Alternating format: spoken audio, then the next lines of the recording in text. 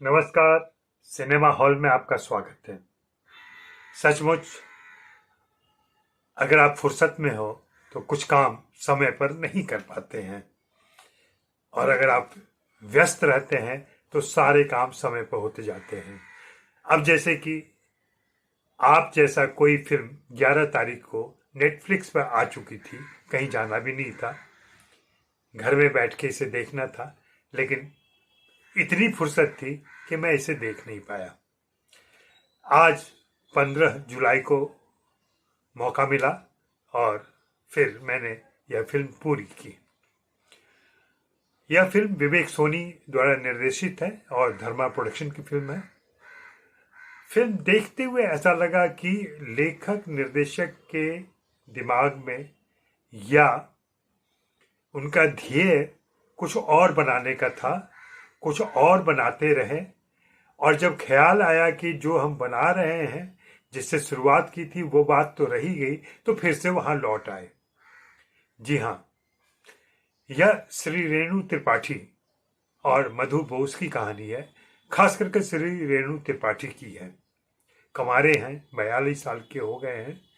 उनकी जिंदगी में कोई लड़की अभी तक नहीं आई है, और भारत में कंवारा रह पाना अपने आप में एक चुनौती है। तो खैर, उनकी शादी तय कर दी जाती है, लड़की से मुलाकात होती है, और फिर धीरे धीरे घटनाएं खुलती चली जाती हैं, और हम देखते हैं कि श्री रेणु त्रिपाठी, जो संस्कृत के शिक्षक भी हैं, वास्तव में कैसे परंपरावादी और कहीं न कहीं एमसीपी हैं, मतलब पुरुष अहमन्यता के शिकार हैं। और यह बात जब फ्रेंच टीचर मधु बोस के संपर्क में आने के बाद जाहिर होती है, तब पता चलता है कि क्या हो रहा है। यह फिल्म सिर्फ प्रेम की कहानी नहीं है, सिर्फ विवाह नहीं है। इसमें बहुत सारी ऐसी बातें बीच में आ जाती हैं जो लगता है कि फिल्म का मुख्य आशय नहीं रहा था। हाँ, लेकिन जब किरदार और परिस्थितियां वैसी बन जाती हैं या बन गई हैं, तो लेखक निर्देशक ने लगे हाथ कुछ ऐसे सवाल, ऐसी बातें कर दी हैं जिसे आज फेमिनिज्म और तमाम नारी की आज़ादी, स्वतंत्रता वगैरह को जोड़ के देखा जाता है। हाँ, एक बात महत्वपूर्ण है कि भारतीय समाज में जब स्त्रियां आज़ाद होती हैं या अपने मन से कुछ कर पाती हैं, तो कहीं न कहीं पुरुष के मन में यह इच्छा रहती है, या वह यह सोच रहा होता है कि उसने अनुमति दी तभी ऐसा हो पाया।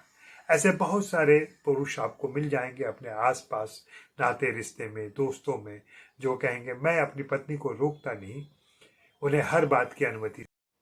अब यह सवाल महत्वपूर्ण है कि अनुमति देने वाले आप कौन होते हैं, और इस फिल्म में यही सवाल दो किरदारों के द्वारा उठाया गया है, जहां पुरुषों को एहसास होता है कि हाँ, सचमुच अनुमति देने वाले वे कौन होते हैं।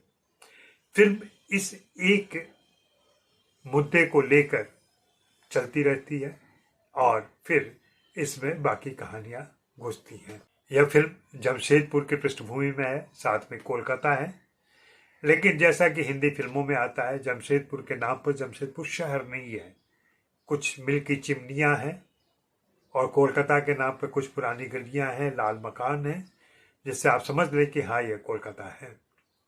दो कल्चर, दो संस्कृति के लोगों का मिलन भी है, उनके अपने दुराव और दुराग्रह भी हैं, और यह फिल्म उन्हें भी कहीं ना कहीं टच करती जाती है। इस फिल्म को देखते हुए बहुत सारे लोगों को लगा है कि ये रॉकी और रानी की प्रेम कहानी से प्रभावित है।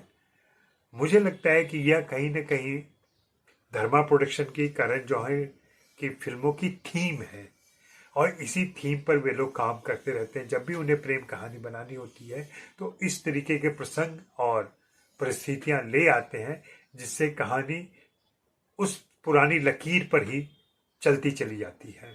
तो यह फिल्म भी कुछ दे नहीं पाती है, और जैसा कि मैंने शुरू में कहा कि फिल्म की कहानी कहीं और से शुरू होती है, बीच में कहीं थमती है और एक अलग रास्ता लेती है, लेकिन अचानक लेखक निर्देशक को लगता है कि अरे मूल कहानी तो कहीं छूट गई, तो फिर से वे वापस जाते हैं और मूल कहानी को समाप्त करते हैं। तो ये कच्ची पक्की अधूरी सी फिल्म है आप जैसा कोई। गाने वाने अच्छे हैं, गीत अच्छे हैं, राजशेखर ने अच्छे गीत लिखे हैं, और विवेक सोनी अपनी पिछली फिल्म से थोड़े कमजोर यहाँ दिखाई पड़े हैं। बाकी आप बताइए कि आपको यह फिल्म कैसी लगी है। शुक्रिया, मेहरबानी, धन्यवाद।